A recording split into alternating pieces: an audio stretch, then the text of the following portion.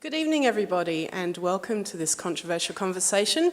As we begin, I'd like to acknowledge and pay respect to the traditional owners of this land, the Gadigal people, and acknowledge that it's on their ancestral lands that this university is built, and remind ourselves as we share our knowledge, teaching, learning and research practices within this university, we also pay respect to the Indigenous knowledges embedded within the Aboriginal custodianship of country. So welcome, and particularly on a Friday night of a long weekend. I just drove down from the Central Coast this afternoon and I think most people are actually heading north, so you're going to miss the traffic at least. So welcome here tonight.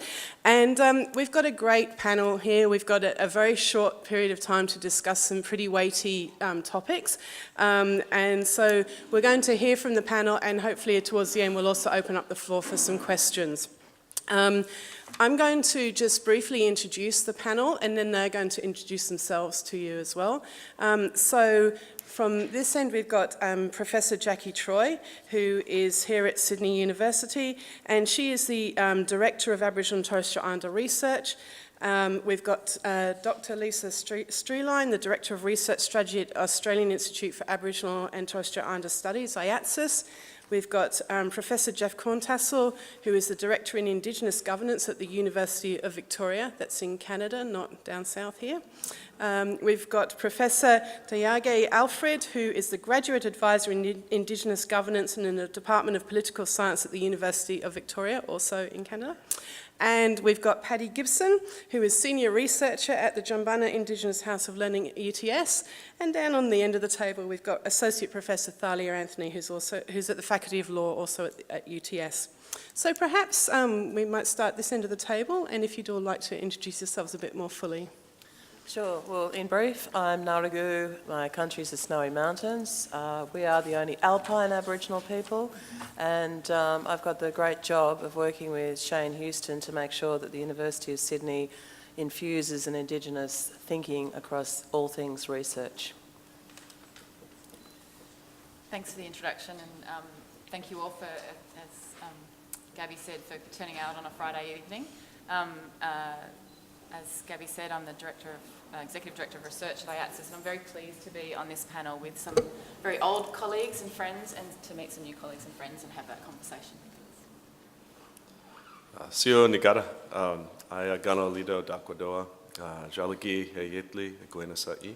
So my name is Jeff Corntassel. I'm from Cherokee Nation, Wolf Clan, and it's an honor to be here on Gadigal country. My name is Taiaiake, and I'm from the Mohawk Nation, which is outside of Montreal in Canada, and I've been working at the University of Victoria on the west coast of Canada for about 20 years, and visited Australia 5 times now, and always learning, and looking forward to sharing tonight. Nyawa, thank you. Thank you, yeah. As was mentioned, I'm very lucky to work at the Jumbunna Indigenous House of Learning, the research unit down the road at UTS, but I'm also very involved in social movement activism. So I'm currently involved in a struggle alongside a group, the Grandmothers Against Removals, fighting against the contemporary removal of Aboriginal children, and I edit an activist publication called Solidarity. So I'm Thalia. I'd also like to recognise that this always has been and always will be Gadigal land. I'm very honoured to be here tonight. Juanita Sherwood, who's the academic director of the centre that's hosting tonight, asked Paddy and I to come in her absence, which Anita, being so amazing, needed 2 people to replace her. No, she truly is, and I'll be speaking. I've asked her for permission to speak a little bit about her work as well tonight. My area of research is criminal justice, and mainly looking at how colonisation manifests in the criminal justice system in Australia and overseas, but also how Indigenous people can be part of the decolonisation of that system. Thanks, Thalia. I think I forgot to introduce myself as well, didn't I? I'm Gabrielle Russell-Mundine, and I'm at the National Centre for Cultural Competence, which, as Thalia said, is led by Professor Juanita Sherwood, and we're hosting this evening in partnership, I think, with AIATSIS and Sydney Ideas. So we were talking before about how we would frame the conversation, and of course we've got such immense wealth of knowledge and experience on here, and each one of them could talk for the whole hour with no interruption. And so we thought we'd start with Taiaiake talking about reconciliation. And I'm going to just throw it out there. What's wrong with reconciliation? Well, what's wrong with reconciliation in Canada, as it's framed, is that it doesn't address the central problem of colonization, which is that our land was stolen. So reconciliation, as it's framed in Canada, is a reconciliation of Indigenous peoples to colonialism, which is basically to accept the fact that our lands were stolen, our laws denied, all kinds of things done to our people, and then in exchange for some compensation to individuals who have suffered, which is due and is right, that we should forget the collective experience of our nations being colonized and our homelands being stolen, and that we should move on and begin to think about our indigeneity and justice in Canadian terms, as opposed to the terms in which the harm was caused, which is a nation-to-nation relationship, and which denied us our collective right to continue to exist as nations of people. And the framing of reconciliation as a series of harms that were done to individual people, and the development of a legal response to that, and now the development of a political agenda to support people who have suffered, is not wrong, but it is wrong in the sense that it's being framed today as the end of the problem. So rather than start there and continue to develop an agenda that looks at the multi-generational effects of these harms in terms of the continuation of language, the social problems and violence and so forth in our communities, it puts a cap on the idea of justice in terms of individual harm, as opposed to, as I said, looking at what can we do as a society to address the harm that was done to the ability of these people to collectively continue their language, their cultural practices, and their existence and their identity. Not to mention the fact that the struggle has always been about the land, and it's explicitly denied in the discourse of reconciliation in Canada. So I can't speak too much to Australia, because I've just been, as I mentioned, I've been here a few times and I've listened, but I don't know too much about the specificity on that question. But if you throw the idea of reconciliation at me, that's how I would respond. Great, thank you. We might throw to Thalia, if that's all right, to pick up that point about the Australian context. Yeah, one of the big issues, as many people know in this context, is constitutional reconciliation, which speaks a lot to reconciliation, and it's absolutely the same here. Issues like substantive recognition of land, governance, nations, it's not part of the discussion. And I think that there's a neo-colonisation or ongoing colonisation in the reconciliation discourse. Certainly Reconciliation Australia have been part of that constitutional advocacy stance, and I think that there's a lot of unease about how the debate's being treated. Jackie, would you like to add anything? Well, I personally don't believe that we've been colonised. I don't feel like a lump of wood that's been taken over by a bunch of fungus. I'm still the lump of wood. But I do think my languages have been colonised. The 250 or more, maybe 389 languages of Australia, of those languages only 13 are still now spoken right through every day for every purpose.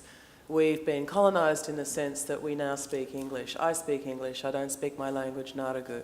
I think that's a shocking thing, that in Australia, the Australian languages really have no public presence, lip service. So I do struggle with the idea of colonisation, because how can I be Aboriginal and be colonised? I'm still Aboriginal, I still have connection to country, but as the other speakers have already said, we don't have access to owning our own country, even where people have native title rights to country and sufficient native title rights. My colleague Lisa and I have worked together at AIATSIS. In the past, I was involved in helping to draft the Native Title Act many years ago. The Act gives people access to asserting a bunch of rights that can equal something like freehold. But the reality is, for the majority of the Aboriginal and Torres Strait Islander population, we will never actually have that bundle of rights. We will never, ever be able to exercise our rights on country. So I guess our rights are being colonised too. Thank you. And Jeff, you talked before we came in about resurgence and reconciliation. Can you talk about that a bit?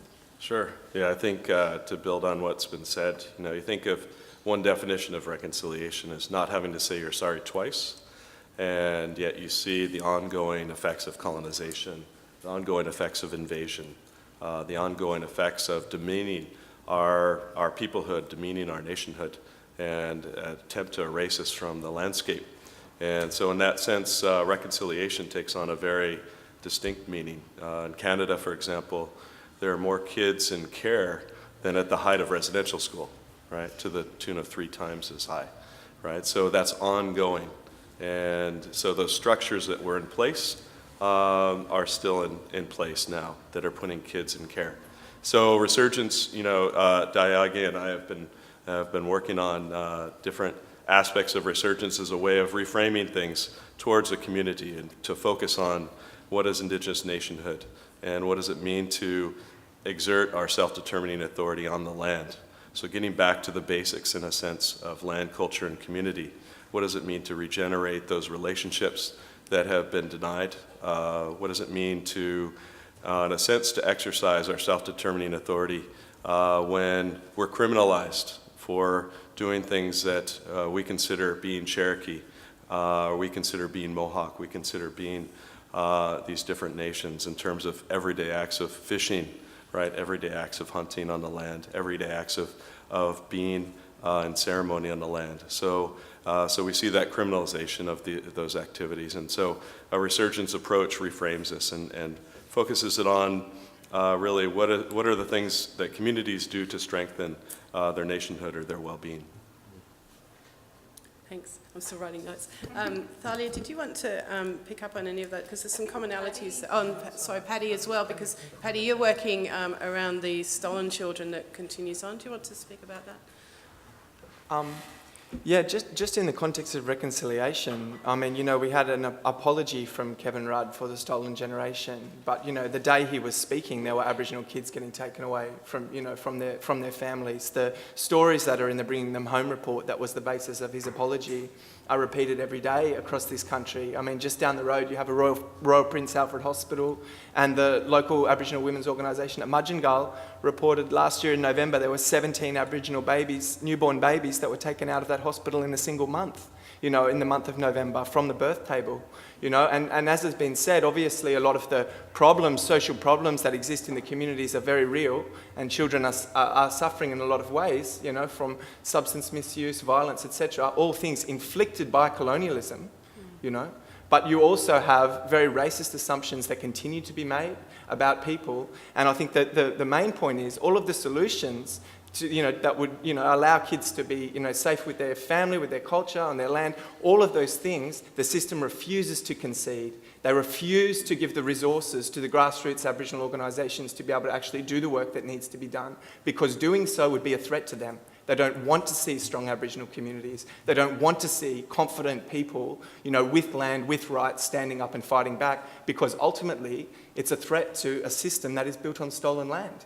So in that context, it's so inspiring to hear the politics of resurgence, the movements that Aboriginal people here are fighting back, because it's not a question of changing policy, it's a question of power, and it's a question of organising a counter-power that can force, the demands that the community are putting forward. True. Lisa, you've just had the AIATSIS Native Title Conference, I believe, this week. What were the themes related to that coming out of the Native Title Conference, and how are people addressing these issues around stolen land and colonisation? Thanks, Gabby. One of the interesting things about the Native Title Conference, as such, is that there's very, very little native title in the Native Title Conference. When you get 800 people together, 600 Indigenous people together from around the country, the focus of those conversations is around, I guess, the themes we've been talking about already here, about the structural responses to institutionalised colonialism, So we talked about constitutional recognition, we talked about treaty making, but also around the limits of the native title legal processes. And then, you know, the majority of the conference, we really were focusing on everyday acts of cultural resurgence and cultural maintenance, about people having the time and the capacity within their communities to pass on their traditions, about clearing ways for Indigenous people to breathe, creating that breathing space for, and as Jackie was saying, not to be something other than, not to be colonised or to be Indigenous, but to be Narragain, to be Noongar, to be Gadigal. You know, so what does it mean to be a self-determined Gadigal person? What is it, and how, and basically looking at what are the institutions that are in the way, how may we transform those institutions. So a lot of conversations within the Indigenous community about creating processes for the transfer of knowledge, identifying the barriers, and then, you know, genuinely the work that non-Indigenous people have to do to either get out of the way or change the ballpark, change the rules that are constraining people from actually exercising that self-determination. Great, thank you. And Jackie, in your work, what are the kind of movements that are taking place to do that work? Well, in listening to Lisa then, I'm thinking that one of the most recent things that I think is a crying shame Australia, is that the bilingual education programs that were thriving for more than 35 years in the Northern Territory, surprise, surprise, teaching kids in their own languages, that sounds sensible, doesn't it? Well, now those kids are being taught in English, so non-English speaking Aboriginal children are taught in English. A lot of people in Australia assume that every Aboriginal person in Australia speaks English. Well, I'm going to tell you now that in fact, many of you here would know, because it looks like an informed audience, but most of the kids in rural and remote communities in Australia don't speak English. And if they do speak English, it might be language 4, 5 or 6 for them, or it's another variety of English that's very heavily Aboriginal English, which is heading towards being another language anyway, or speaking one of the Creoles, which are the contact languages that are developed since 1788. So in this country, we are teaching people, and this to other people from migrant groups would be having the same experience. We're teaching people in a language that's not their language. So one of the things that happened for me last week that's very encouraging is that I was the facilitator for a big meeting held of all the language centres across Australia, the interpreter services, Aboriginal interpreter services, other people involved in language work and projects, to get a coalition to have a voice nationally. First Languages Australia were there, the Western and Northern Languages Alliance were there to bring a voice together to sign a sort of declaration that they can put to governments, but also within their own communities, to consider how we might take forward I guess us recolonising Australia as Aboriginal people. So I'm sorry, you mob, you're all going to be speaking an Aboriginal language, probably from, I haven't got my watch on, so maybe sometime next week. I'm in trouble. A language is part of the work that you're doing around resurgence, Jeff or Taiaiake? Yeah, it's integral to it. I mean, think whether or not you, as individuals, we speak our language or whether we lost our language and so forth, it's important for that collectivity that I refer to have a language. And so the problem that we're facing in Canada, it's pretty serious in terms of collectivities losing their language. I didn't grow up fluent in my language as well, but that in and of itself doesn't determine the survival of our nation culturally. But when the level of fluency and the level of knowledge practicing speakers gets down to where there's only 3, as there is in some of the nations around Victoria, then it's a dire situation. That it's impossible to conceive of that nation continuing beyond another generation or 2 with no reference point that is its own, which is really what languages are. It's a worldview. They convey a worldview and a way of thinking, and they shape people's brains and responses to the world. So in our conception of resurgence, it's integral to it. So the one project that I've been referring to for the last couple of weeks as an example is work that we did in a community called Akwesasne, which is a Mohawk community, not my own, but close to it. where we've been working for I could say many years now, it's 12 years, 12 or 13 years, and trying to address the effects of environmental contamination, preventing the Mohawk people from carrying out their traditional practices. And at first, it was conceptualized as, well, we lost those traditional practices, which is true.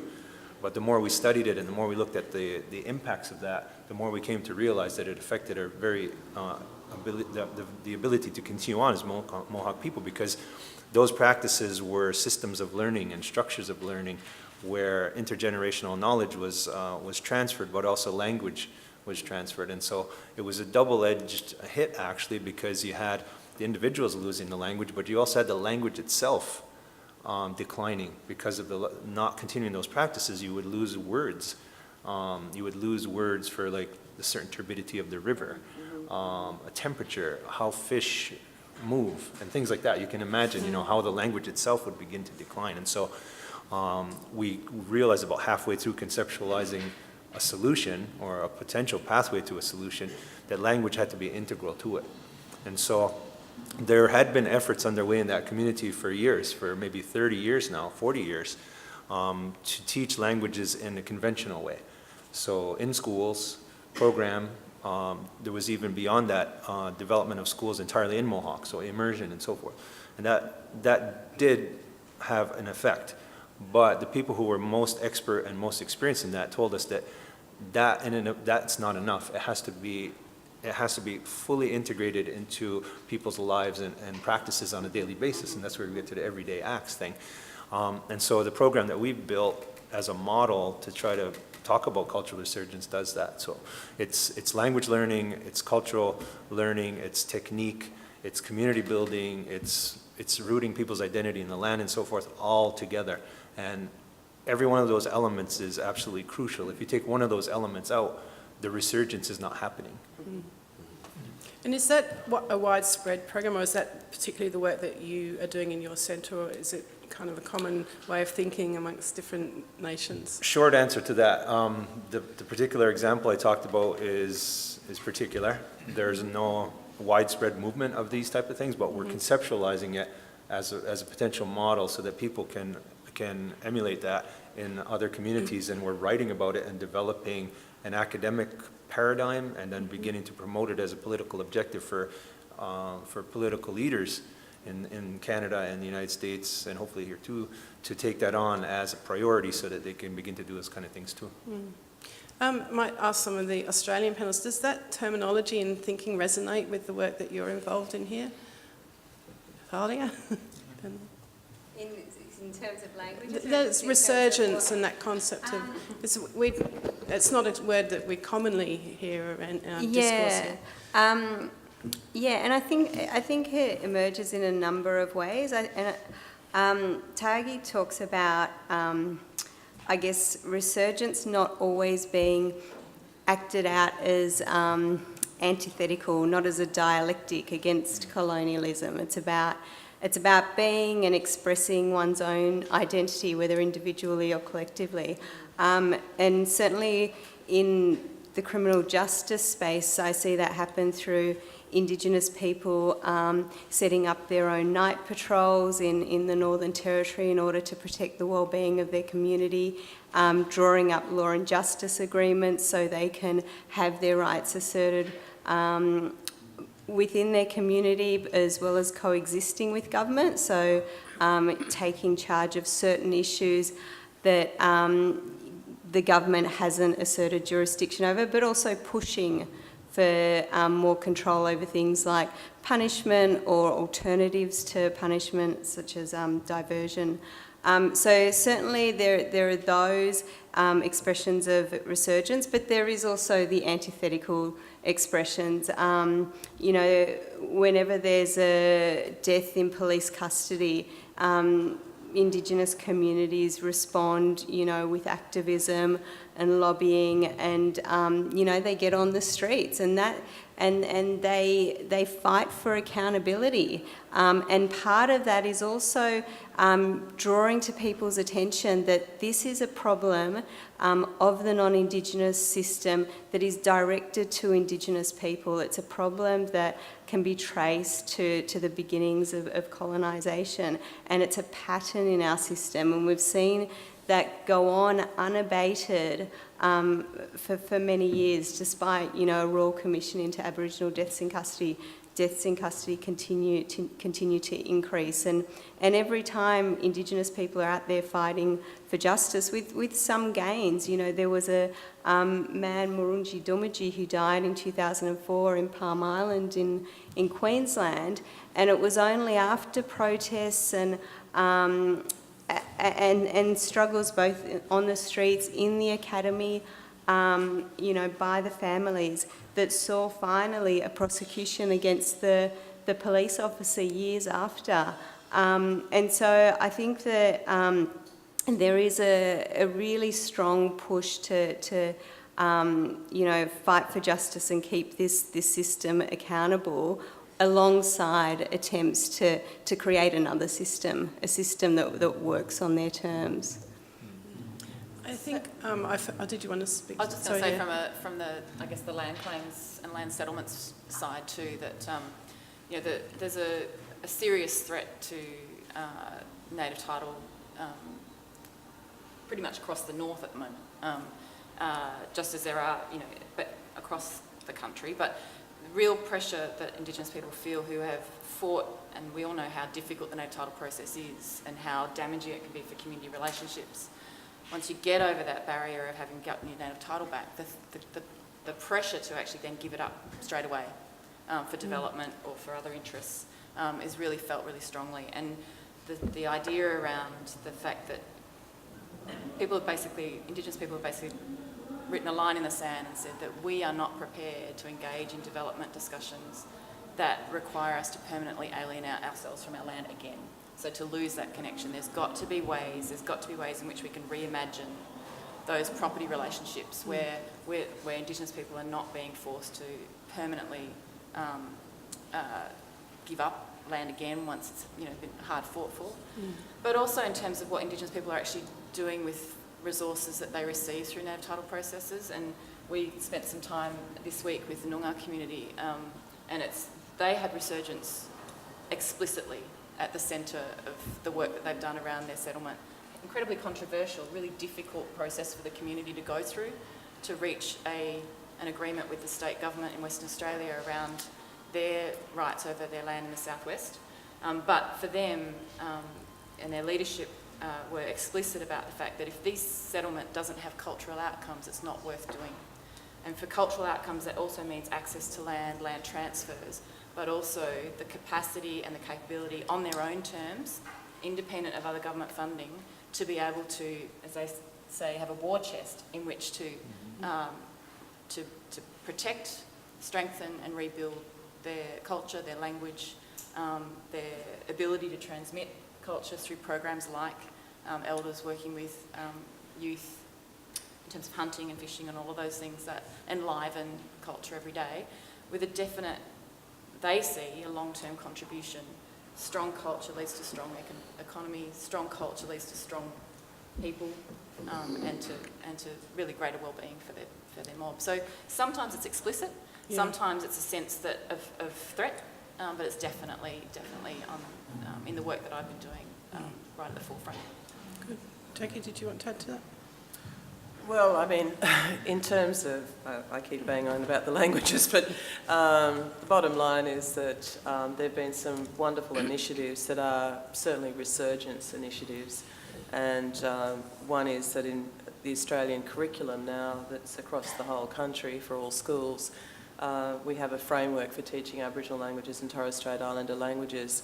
So after more than 200 years of our languages being banned in schools and people being actually beaten for using their languages, the Commonwealth Government has, as part of its Australian curriculum, a framework that allows any school in Australia to teach any one of our languages. So I think there is, it's not only a community resurgence, there is actually there is a recognition in this country now that we do exist, and I think it's taken a long time. In 1967, we were recognised through the referendum as people who could be counted in the census. We've come a long way since then to be people who are actually helping to shape government policy. There's no doubt that the Australian curriculum exists because the Aboriginal and Torres Strait Islander content in our curriculum exists because Aboriginal and Torres Strait Islander people want to have our story told through the school system as well. Thank you. Paddy, you work a lot around the Northern Territory intervention, Stronger Futures. Can you talk about some of the ways people are resisting these draconian policies, excuse my bias, and maybe you need to explain a little bit about Stronger Futures and Northern Intervention for those who don't know about it. Sure, yeah. The Stronger Futures policy is a continuation of the Northern Territory intervention, which I think it's probably fair to say is one of the most explicit forms of colonial rule that the Australian government's currently practicing.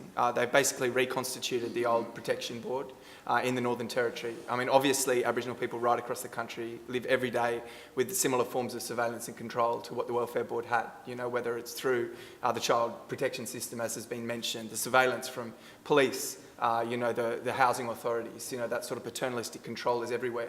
In the Northern Territory, they actually say, if you're black, the police can go into your house without a warrant. You know, if you're black, you have to have your money quarantined onto a special card and can only you spend it in certain places. You have to have a white manager put in charge of your community, living in a compound surrounded by razor wire, etc. So it's a very, very explicit colonialism. And some of the most inspiring resistance that I've been involved with most recently has actually come from people that are resisting the way that the assertion of this power has gone along with the assertion of power over the land and attempts to extract resources from the land. I'm thinking particularly of a mob in Borroloola who've been resisting the MacArthur River mine.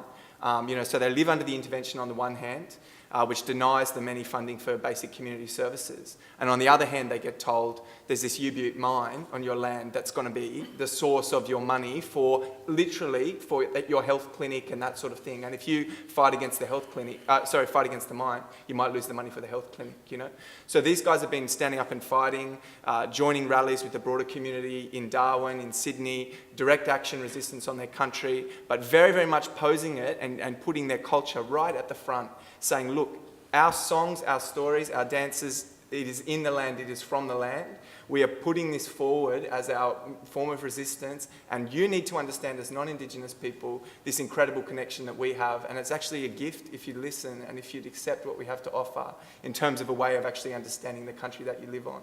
You know, and that sort of, you know, cultural framing has been right at the front, you know, and whether it's something they do just themselves, obviously they have their own business, or whether it's they do something quite publicly while they're literally standing face to face with police, you know, it's something that I think, you know, has been very inspiring for me. And here in New South Wales, the children taken out of home, and I think Jeff, you mentioned that as well. Why is that still happening in your context? And then we might talk about it in an Australian context as well, the number of children out of home being taken.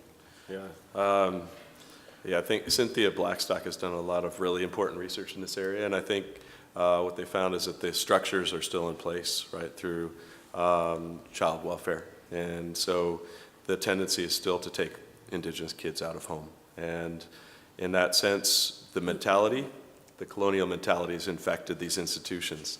And so the question becomes, you know, how do we get back to these notions of resurgence and master apprenticeship programs if colonization is ongoing? How do we even begin to talk about healing if we're still talking about an open wound, right? If we're still talking about people being ripped from their families. And so I think a lot of the focus has to return back to community in that sense, back to family in an extended kinship kind of sense, so that we can reclaim our families on our own terms.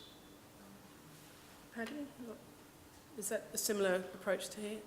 Just to make one point on the resurgence, I think all the issues are very, very similar and have been articulated well. In terms of the fight back, you know, the clearest that's come, you know, is where they've actually won a renegotiation of the terms of child welfare in the community Gunnedah to the north, And the way that was done was by sitting in the child welfare office consistently with big groups of people and saying, you know, we're not going to accept your jurisdiction over us and our families.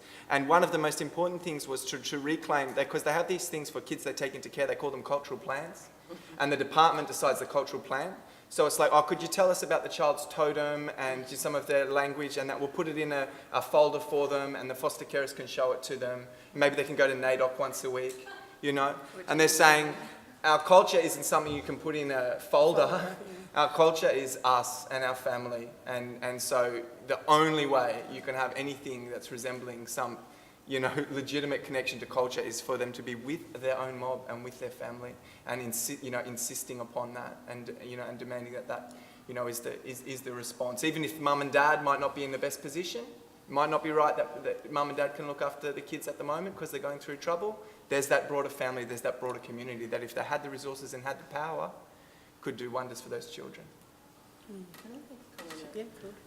I'd like to make a comment about the education system, because even if children aren't stolen from their families in this kind of removal and foster caring model, when our children go to school, they're immediately in a deficit model, and it doesn't matter what school they're at. I mean, even where the private schools are making a big push to support our students. It was very salutary, I think, the other night on Late Line when Chris Sara was saying, look, it's great to see a school like Barker set up a program for, you know, a handful of kids. But what about all the other kids left on the runways, are the words he used. And I'd like to comment that, you know, people don't realise that the intervention was not aimed only at the Northern Territory. It had an effect across the whole of Australia. So when my daughter started school, she's in year 8 now, so when she started kindy, when she was 5, we immediately were presented. I was sat in a room with the school principal, the Aboriginal Education Officer, the Deputy Principal, a school psychologist and some other representative from the department. And with all my fancy education and experience, I felt very intimidated. And I had this sheet, this template placed in front of me, and somebody was recording the whole event. While I had to sit down and sign up to, you will bring your daughter to school, won't you, Dr. Troy? And you will make sure that she does her maths homework, Dr. Troy. And, you know, and it went on like this. And it was all about, you know, what she was not going to achieve. And, you know, to her credit, the school made sure that that's where she went. So she started school quite literate because Dr. Troy speaks several other languages and she'd been exposed to language programs since she was tiny. Got to school and the whole system was like, sit down and shut up, you know. When she tried to write her name in Japanese, it wasn't even in an Aboriginal language, she got into trouble for writing rara. You know, when she wanted to go to the toilet and use the word jilawa, which is our word for go to the toilet, she was told to sit there until she could speak English. I mean, this is very recently in a Canberra school where, you know, in the nation's capital where people are generally quite well off. Even poor people are reasonably well off in Canberra. And, you know, the school system is really good. So I had to go through this humiliating experience. But the real tragedy in it was that she turned out to be gifted. Poor kid. And so she then had to have an individual learning plan in addition to her Indigenous learning plan, and they both had the same acronym. So it was really confusing. So I would be called up about, we need to talk about your child's individual learning plan, or ILP, and I was like, oh God, they're finally going to do something to like make her like enjoy school. No, it was all about the deficit program, and they did nothing to support her as a child who needed extension, actually. Fortunately, she ended up in the remedial reading group, where there was the good model, the private schools model, a small group of kids, food, all Aboriginal kids, surprise, surprise. They all got along brilliantly, and they all streaked ahead in their reading and writing. It's not because they're in deficit, it's because in the wider school context, we're treated like idiots. So what is this work we need to do? And I think we saw you in Canberra last year, and I think I'm probably paraphrasing you really horribly, but you were talking about where to put your energy, you know, whether to put it in the system and changing the system, or whether to put it into reclaiming culture and so on. What's the work we need to do with these systems that are such barriers in all these different contexts? I mean, I think that the big systems we need to continue to engage on those issues. So land claims and self-government in our case and so forth. As professionals, I mean, as people who get educated and who think about where to direct our energies politically in terms of our career and so forth, those to me are viable and necessary pathways for struggle. But in a broader sense and in a more fundamental sense, even for those people, I think that the energies need to be directed at decolonizing at the level of the family, internal decolonization, personal decolonization, it's been framed as, because when you think about it at its most fundamental level, that's where decolonization has its end effect, you know, disconnection of ourselves from the land, disconnection of ourselves from our spirituality, our culture, which manifests in breaking the fundamental bonds of trust in families and between individuals that make up the foundation of this thing I'm calling nationhood. Nationhood is kind of abstract concept. It's really a collection of relationships that really form around families, mothers to children, spouses, intergenerational grandparents to children and so forth. To me, if you're asking me, that's the fundamental level. And so when it comes to Indigenous resurgence, that understanding is manifested in the focus that we put on personal decolonization. I'm a man, so I tend to focus on men's issues and fatherhood and parenting from a male perspective in terms of the experience that I have and the insights that I can gain. And that's not to say that's the end and be all. Of course, it's all about female, male dynamics and so forth and all of that. So that's where we're beginning to really, I think, excavate colonization and decolonization, because it's bringing up, by going there, we're going deeper into colonization, decolonization than we ever have before. It's easy to criticize white people for stealing our land. It's easy to criticize the Department of Indian Affairs for continuing to impose systems of law on us that are destructive and so forth. Easier, I should say. It's very difficult to look in the mirror and to say, how have I been shaped by that in terms of how I think about myself and how I treat my spouse and how I talk to my children. And what do I do for them and what do I not do for them?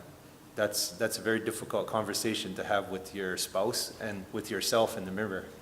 So it's bringing up a lot of emotions, and it's bringing up a lot of dynamics that are contentious and problematic and so forth.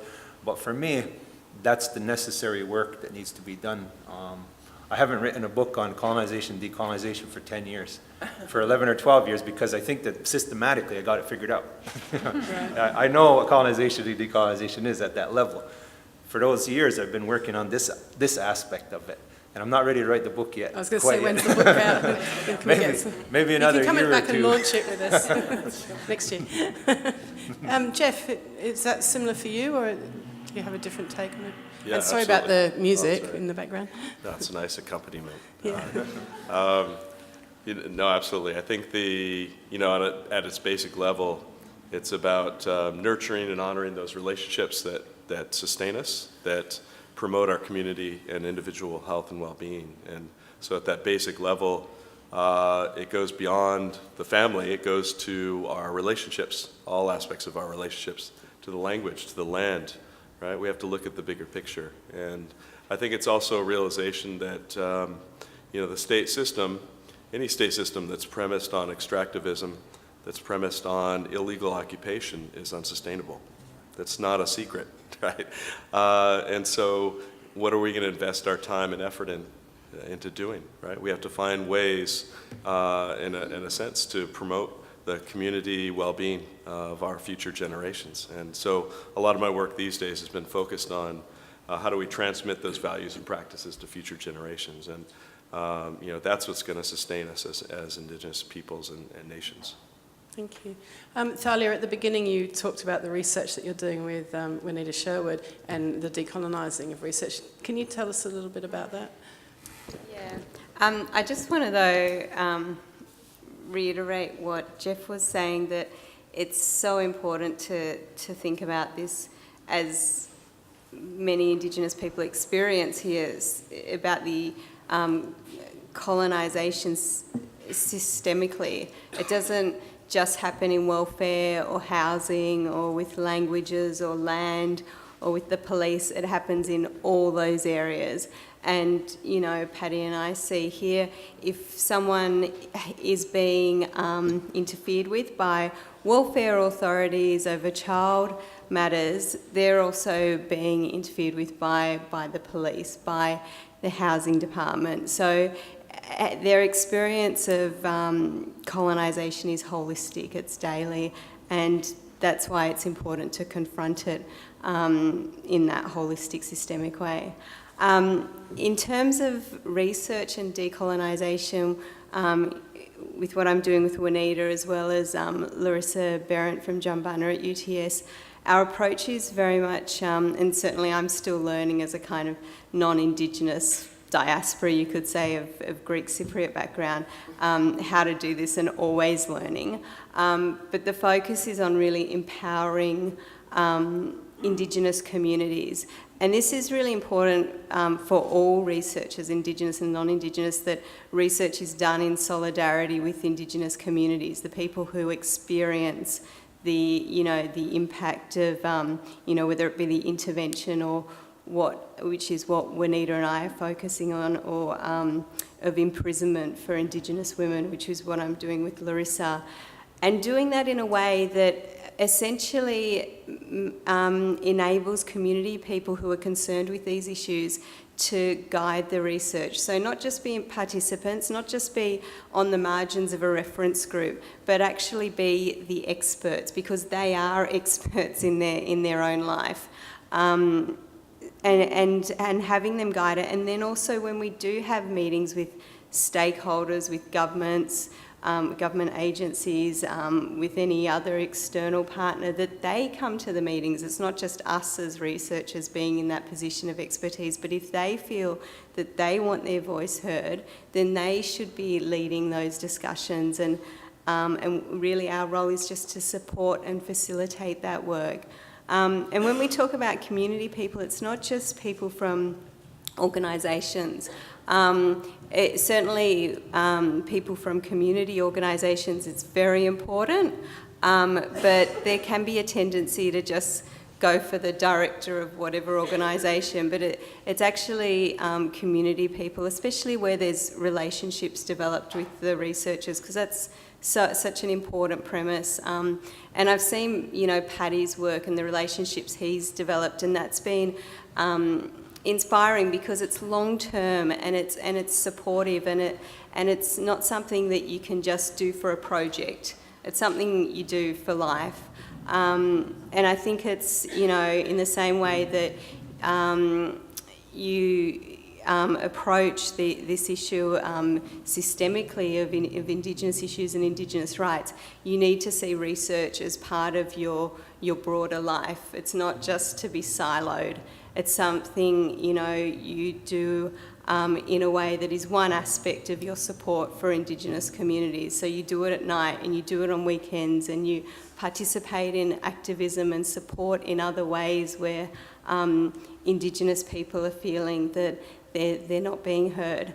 So I think it's a dynamic thing, and it's something that we're always being self-critical about our approaches, and I don't think there's a model we've, firmly established in any way, but I think that capacity to be responsive and self-critical is a really important starting point, and having time. These things don't happen quickly, and listening.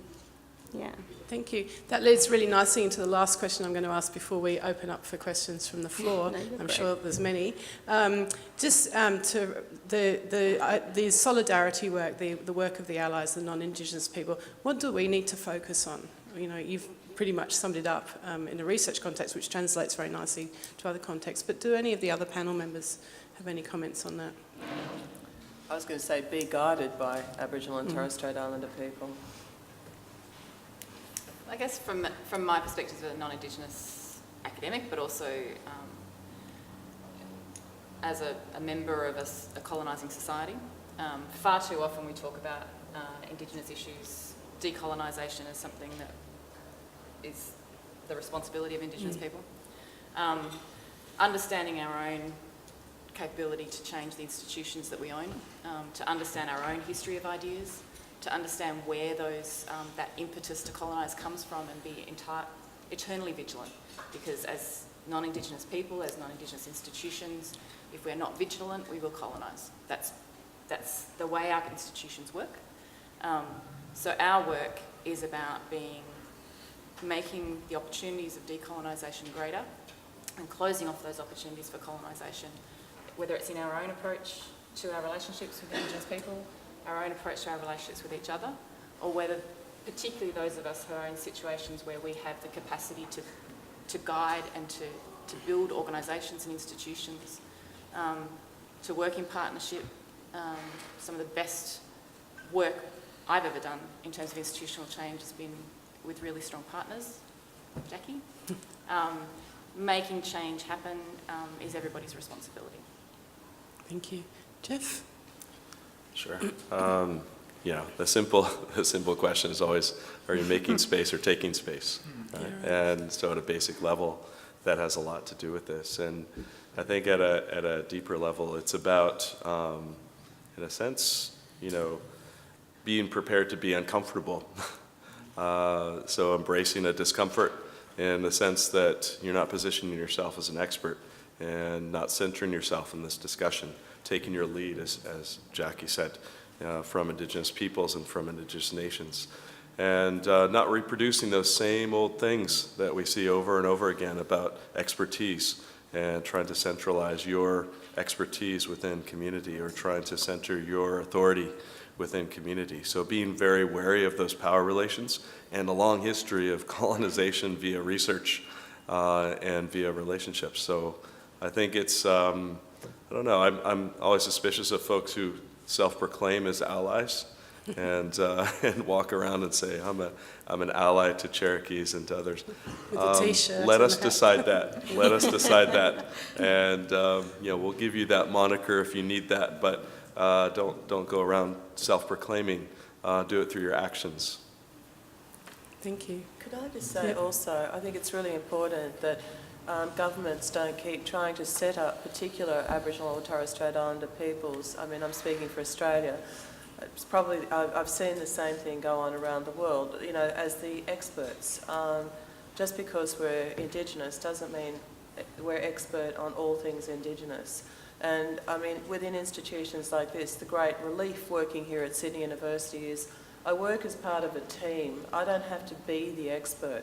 I can be who I am, and I can work with everybody else, and I can provide my advising, but without it being taken as the gospel, the only thing that there is. So I think that's something that this university is doing that's quite different to a lot of other universities. Thanks. Taiaiake? I agree with everything that's been said.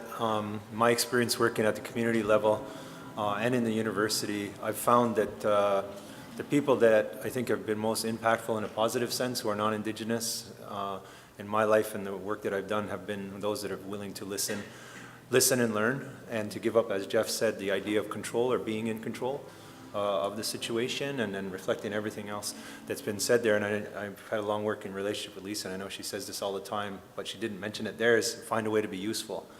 And I think that when you listen, when you pay attention, and you suggest to the people that you're allied with or working with a particular way that you could be useful, and they validate that, then you know that you're doing something right. But it takes a while to be able to understand the situation enough to do that. And I can think of a number of examples, I won't mention them here, but over my career of people who are non-Indigenous, who exhibit this and who have been extremely helpful and key even in a lot of the victories that our people have had. Great, thank you. Paddy? Voice of experience and building those relationships. Look, it's a real privilege to be on this panel, really, and to hear people speak and to learn from people. I think, and as I said, a lot of what people have been said is really important. I think one of the most important things in terms of orienting as a non-Indigenous person to to Aboriginal struggle is understand you can't have, it can't be about charity, it can't be about paternalism, like you've got this thing, this great thing that you can do for people. It actually has to be that the system that is suppressing us all, and I very much believe that, it's destroying our planet. We're facing an extreme climate crisis. It's based on the exploitation of all of our labour, just as it's based on the dispossession of Indigenous land in a settler colonial context. You know, that system, capitalism, right, we have a joint struggle against that system.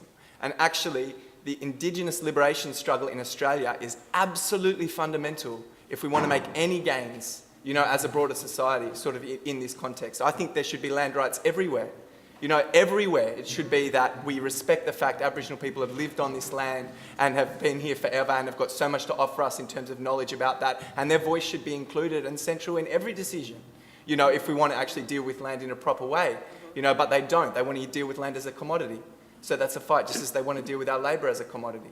You know, so that's the, you know, that's the struggle, and so much inspiration. I think it's worth noting we're 50 years from the Wave Hill walk-off, you know, the incredible strike that happened. And if you look what they did, those old people there, they went on strike and they went to the cities and the trade unions, you know, they went around to trade union meetings and people tithed their wages to the struggle in Wave Hill. Every week, painters, builders, etc. would donate to that struggle, not because they thought, I'll do this nice thing for these poor black people, because they thought, hey, if they win, that is a win for me. And I think that that's the attitude, you know, that we have to have going forward, that that's a liberation struggle, and in this country, liberation for Aboriginal and Torres Strait Islander people, you know, is a key for us all. Thank you. And Thalia, did you want to add anything to your previous comments? No, but I would like to just speak in support of that. I think colonialism and capitalism are very individualistic systems, and I think there's a lot to be learned from the collective communal approach that Indigenous people have to their societies and to their land. And I think that there's a kind of interest there that is common to humanity. And I think that's kind of the only way, certainly with a lot of these environmental issues, that we're really going to progress. So again, it's still, you know, just this notion that there's a real responsibility of Indigenous people not only to engage but to learn from Indigenous people. Thank you. So, questions? My name is Dr. Pamela Gray, and I'm actually an alumna of this university. I have before asked an Aboriginal elder if that is still the case, that there are many children infected with venereal diseases, and he said if there were, we would hide it. So is that the question to the panel? I just still want to know, is that still happening and what's being done about it? It just seems to me that the Aboriginal culture needs to be self-critical about some of its practices, like requiring by customary law that very young girls... Yeah, I think, does anybody have any response? There wasn't really a question in there. We might ask another question. So I think you had your hand up next, and then we'll come over this side, the lady in the black jumper. Hi, I'd just be interested to hear from the panellists how you understand or interpret the significance of bottom-up initiatives and movements such as the one we've got up on the screen there, and particularly if there's any examples that you know of initiatives, bottom-up initiatives or movements that have been really effective or successful in the fight for achieving recognition for Indigenous peoples. Thank you.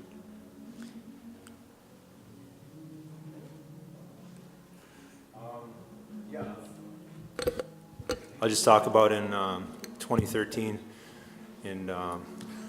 actually across Canada, there was a movement rooted in universities in an urban context, people who were kind of politicized around the issues that we're talking about here, mostly younger Indigenous women who were dissatisfied with the representations that were being made by the established Native leadership. And there was an opportunity, I think, for the emergence of a new form of representation, which then could translate into the resetting of priorities and so forth, and engaging government on its policy agenda and so forth, it was called Idle No More. So if you're interested in looking into that, there's actually a book that was produced by Leanne Simpson and Negon Sinclair and a couple of other people that detailed this, what unfortunately turned out to be kind of not a movement that continued, but a moment in time.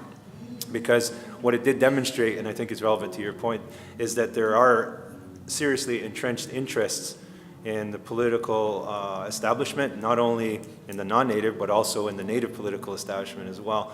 And so Idle No More turned out to be something that was a thrust of energy which had great potential to actually address the issue, not only of all of the problems that we're articulating here with colonization, but also environmentalism and this emerging alliance between environmental movements and indigenous groups and so forth. But it was seen as such a threat to the established order when it came to native-state relationships that the native leaders themselves actually acted against it. And so it turned out to be something that kind of lingers on as a sense of what needs to be done, but it doesn't have any kind of form anymore, and it certainly doesn't have any collective power to be able to influence politics at this point. Thank you. This gentleman here with them. Hello. Thank you for everybody. I really enjoyed your flat talk. Can you speak up over the band? G'day, my name's Willow Muwara. I'm an Eastern Arrernte, Aliwad person. My dad is a Kalkadoon, and I grew up on Palm Island. And my background is in STIs and BBVs in Queensland, North Queensland and Papua New Guinea. I'm doing my master's now in social science. The thing that I wanted to ask about decolonisation, and it, just after hearing that old lady, I don't know if it's safe to ask it, but because, when we talk about our own stuff in our own communities, then people jump on it straight away and want us to address the really things that are down the track to be addressed. The thing for me is about reconciliation with us mob and communities, and I agree with what you said about families and that decolonisation. And sort of, in my thinking with the social control systems that happen, rethinking social control, and we're talking about capitalism, but in Australia, it seems like neoliberalism sets the benchmark for all the principles that come down through fundings and structures, and consequently they turn out to be structures of violence. We can't even do our programs because they are set up in that way. They're already set up for us to be assimilated into a process. So in a community like on Palm Island or another community in North Queensland, when we see our people, our leaders go and get funding to do certain programs that you're talking about, cultural things with families and reinvigorating culture in communities, there's always that non-Indigenous control within those systems so that it doesn't get to the communities. People in the communities who deal with problems turn to Christianity and other things. That gives another spin on it. And it's at university, we have objective spaces, safe spaces to explore and examine that. But when you talk in a community, it's not like that. It's emotional. People are talking from hurt. They're hurt and they talk, and then we don't reconcile. We argue with one another. We get into family groups that argue, and the subcultures within that population, the marginalised people, are even worse. So a lot of people take off and go to the mainland and live in parks. We don't care about them then. We just let them go. So my thing is about how do you reconcile all of those things when a kid in the community can't even tell you who the Minister of Health is? Thank you. Like the politics. Yeah. I don't have an answer to that about how to reconcile it, but I can tell you that it's exactly the same in Canada. Yeah. So everything you talked about, you could be talking about our communities as well. And so, my approach going forward is looking at it from the perspective of the next generation and how can we begin to address that. And I think that the root of it for me, my experience with my sons, I have two older sons who were adopted from foster care and who were living out that situation. And so I kind of have come to my understanding of the priority, not a solution, but where I need to direct my energy looking at their experience and looking at their life and trying to come to an understanding of how to give them back a sense of themselves as Wet'suwet'en, as Native boys and human beings. And so for me, it's all about making that, and it may sound rhetorical, but there's a whole agenda and there's a whole set of tactics and strategies and a set of commitments that go behind this, but it's reconnecting them to their homeland and reconnecting them to the sense of rootedness as to who they are. And all of their responsibilities and all of the joys that come from being Native and human come from that relationship to that land. And so I don't know if that's an end solution, I don't know if that's like a big solution, but for me that's the starting point. Because if they're not going to have a relationship of love to that land, they're never going to want to protect it, and they're never going to be in that reciprocal relationship where they're gaining the benefit of strength and power from it and giving it back and protecting the land as well. To me, that's who we are as Indigenous people. There's all kinds of other things we need to address, but if we don't have that, we don't have our indigeneity. So I'm starting there myself personally. Yeah. Yeah.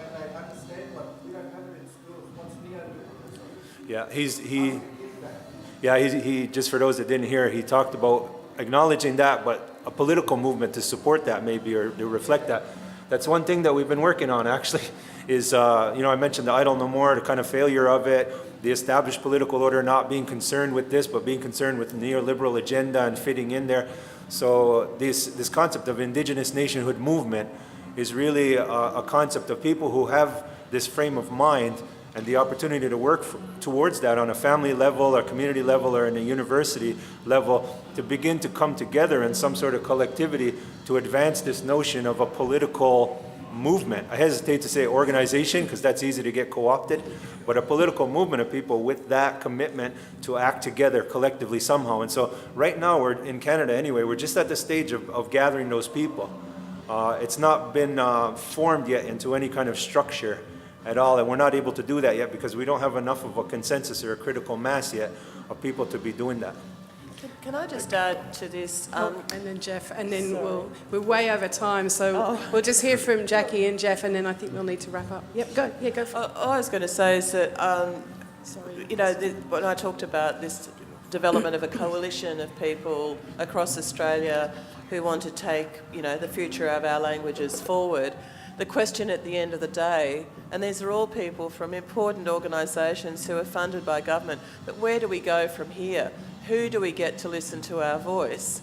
And that the problem is that whenever we form ourselves into something that can have a political voice in Australia, without recognition of our sovereignty, without any kind of treaty, at least you've got that in Canada, there's no way to take it forward.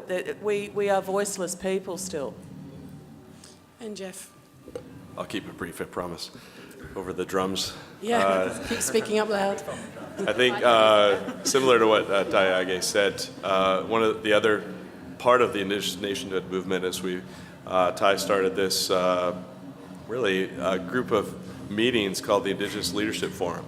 And it's all about getting especially youth, giving them a stake in the political leadership as well as a cultural resurgence movement. And so we invite folks, and we're probably going to hold one next summer.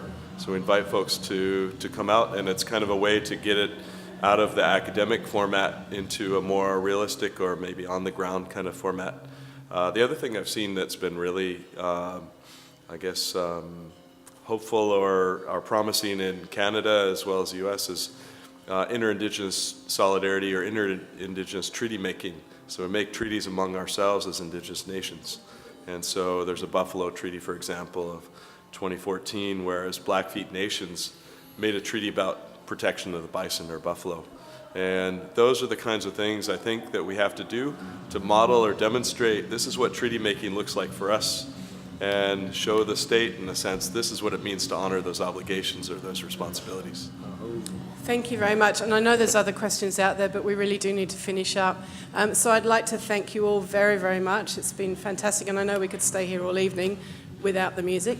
So thank you very much. Safe trips back home to our two visitors, and thank you all. And thank you all. So.